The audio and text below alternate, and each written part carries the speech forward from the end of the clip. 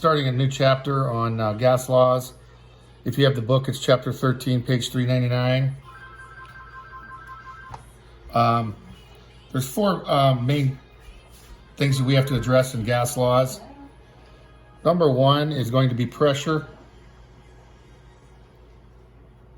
These are four things that affect how gases act. 2, temperature. 3 is volume, which these are all in the notes. And the fourth thing are moles, which you obviously know by now it can be grams. The variables for these are P, T, V, and a little n.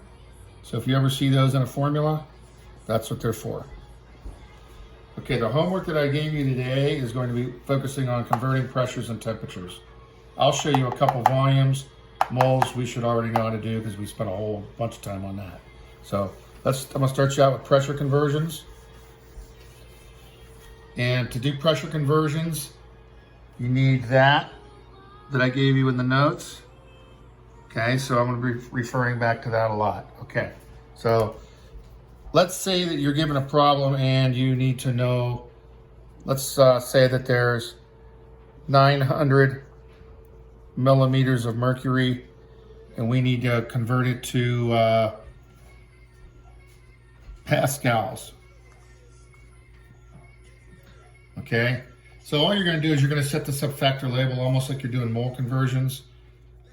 So start out with the given 900 mm's of mercury.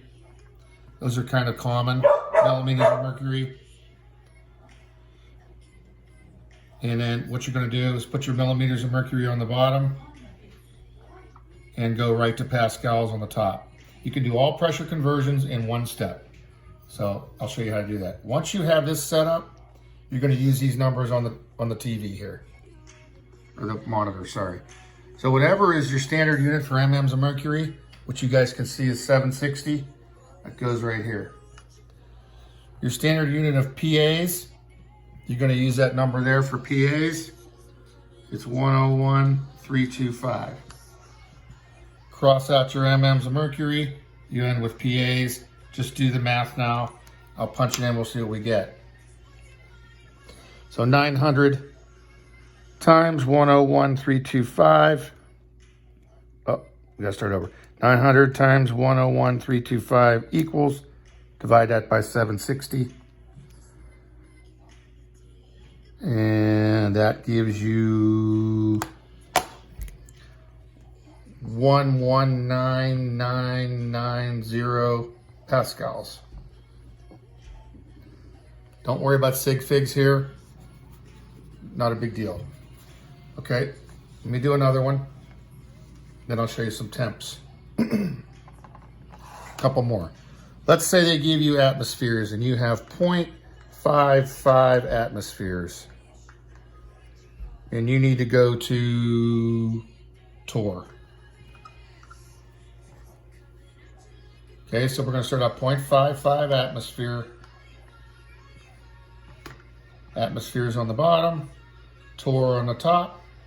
Go back to the notes I gave you, fill in those values. So for torr you get 760. ATMs are 1. And this becomes an easy problem now. 0.55 times 760. 418 torr for your final answer. If you want to go SIGs, it'd be 420. So that's how you do that one. I'll do one more pressure conversion for you. Let's do 100,000 kilopascals to cm's of mercury. Start out with your 100,000. kPa's on the bottom. cm's of mercury on top. Go back to the screen, check your values. kPa is 101.325. cm's are 76. Finish the math, cross cancels, and you're done.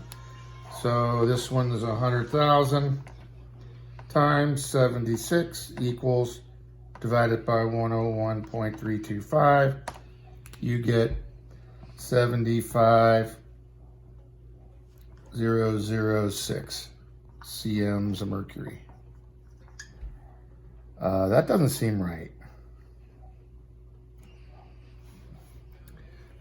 Let me do that one again. 100,000, maybe I put too many zeros in, times 76 divided by 101.325. Okay, I got it again. Let me think here a minute. kPa to cms. That's all set up right. Just doesn't seem logical. Okay, we're gonna go with that. Let me do one more.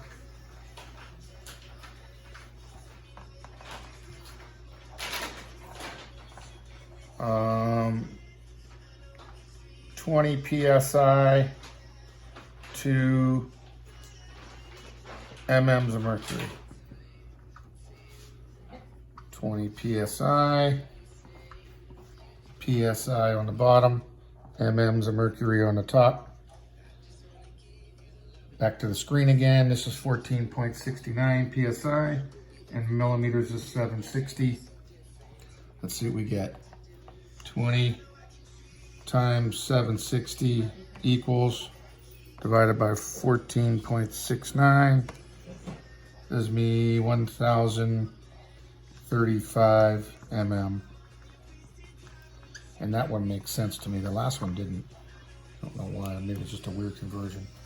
Okay, so there's a bunch of pressure conversions. All right, let's do some. I'm going to do one volume conversion because I don't know, for some reason kids have a hard time with mLs. ml to liter. So if it's 400 ml, every 1 liter is 1,000 ml. So that's 0.4 liter.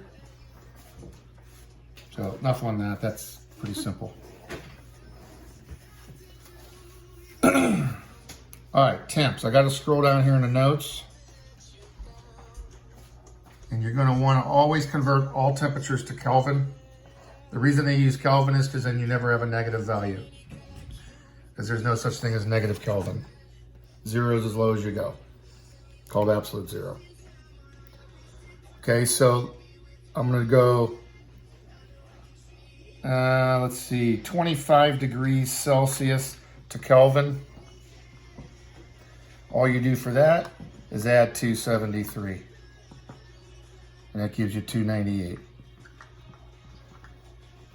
So you're always going to add 273 if you're going Celsius to Kelvin. Easy. If you're 310 Kelvin, and it wants Celsius, we're going to do the algebraic opposite, which is subtract. So 310 minus 273. Better go to the calculator for this one.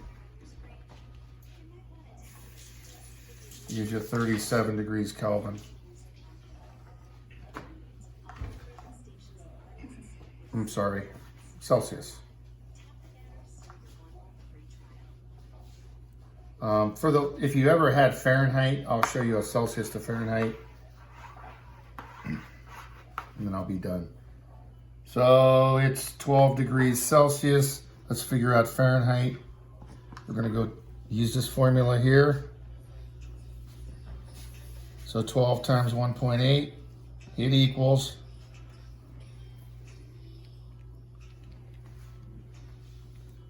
that's 21.6, and then add 32, which would be 43.6 Fahrenheit.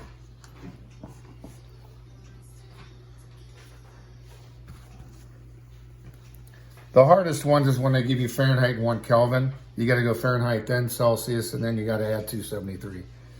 But let's say we got Fahrenheit this time and we want to go to Kelvin. It's 100 degrees Fahrenheit and we want to go to Kelvin. These are the hardest ones. So you got to first do Fahrenheit to Celsius, and then you got to go Celsius to Kelvin for the second part. So this part, we're going to go 100 minus 32, which is 68, and divide by 1.8.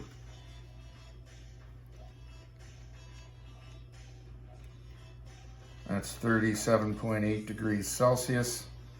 Bring that number down here. And then add 273 to it. Gives you 310.8 degrees Kelvin.